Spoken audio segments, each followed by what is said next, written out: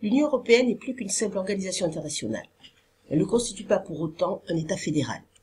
Cela implique alors un mode de fonctionnement et des modalités de prise de décision particulières.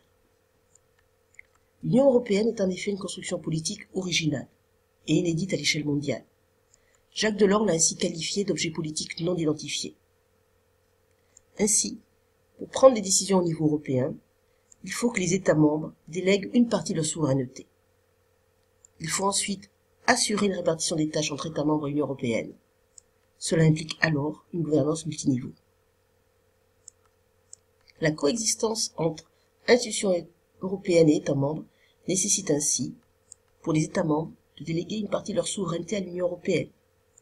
La souveraineté peut être définie comme une autorité suprême, n'ayant au-dessus d'elle aucune autre autorité.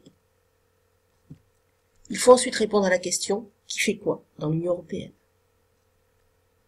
C'est le principe de subsidiarité qui va répondre à cette question.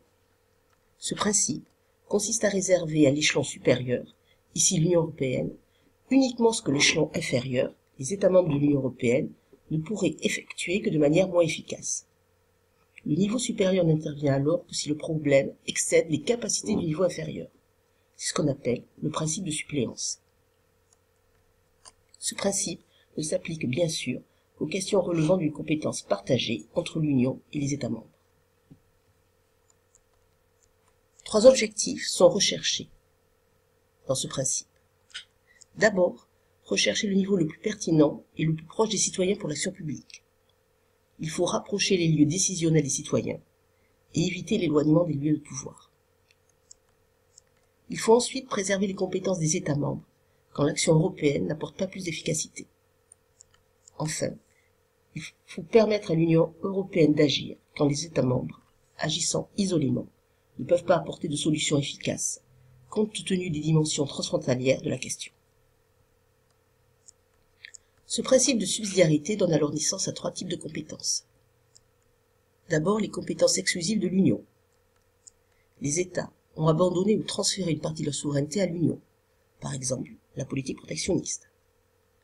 Les États doivent aussi se conformer aux normes européennes, par exemple, c'est la reconnaissance des diplômes. Ainsi, les décisions de l'Union s'imposent aux États. Ensuite, les compétences partagées entre États membres et Union européenne. Les États doivent coordonner un certain nombre de leurs politiques pour favoriser l'harmonisation de l'Union. C'est par exemple la politique de la recherche. Enfin, les compétences exclusives des États membres. Elles relèvent de la souveraineté des États membres sans ingérence possible de l'Union européenne. C'est par exemple le droit du travail. Cet entrelacement des compétences entraîne alors une forme de gouvernance qualifiée de gouvernance multiniveau. Dans le concept de gouvernance est mise en avant l'idée que l'action publique n'est plus le simple fait de l'action d'une élite politique administrative. En revanche, l'action publique résulte de la coordination entre les acteurs publics et privés. Le concept de gouvernance correspond bien au mode de fonctionnement de l'Union européenne.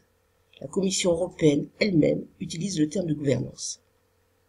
En effet, l'Union européenne ne constitue pas un État au sens classique du terme. Il n'existe pas, au sein de l'UE, un organisme détenant les pouvoirs d'une manière exclusive. Enfin, les acteurs publics et privés interviennent dans différents secteurs d'activité pour fabriquer les politiques publiques. La gouvernance multiniveau consiste quant à elle à faire travailler ensemble les collectivités de différents niveaux afin de mettre plus efficacement en œuvre les politiques. C'est un terme qui a été utilisé pour la première fois par le Comité des régions de l'Union européenne en 2009. En effet, la prise de décision au niveau de l'UE résulte d'un processus complexe, se déployant au-dessous de l'État aussi bien qu'au-dessus de lui. Une pluralité d'acteurs interviennent à différents niveaux, européen, national, régional, local. Une européanisation de l'action publique peut alors apparaître. L'européanisation de l'action publique est différente d'intégration européenne. Celle-ci montre comment un ensemble supranational européen se constitue. En revanche, l'européanisation de l'action publique met en évidence l'impact de l'intégration sur les institutions et les acteurs politiques nationaux. Cette européanisation peut s'effectuer par différents vecteurs. D'abord, la constitution d'un agenda politique européen, puis la primauté du droit européen. En effet, le droit européen encadre l'action des pouvoirs publics au niveau national.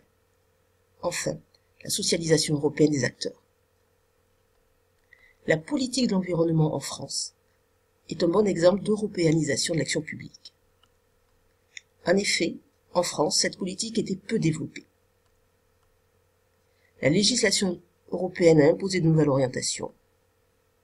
Ainsi, le gouvernement français a été obligé de prendre des mesures spécifiques pour respecter les dispositions européennes en matière de qualité de l'air et de l'eau.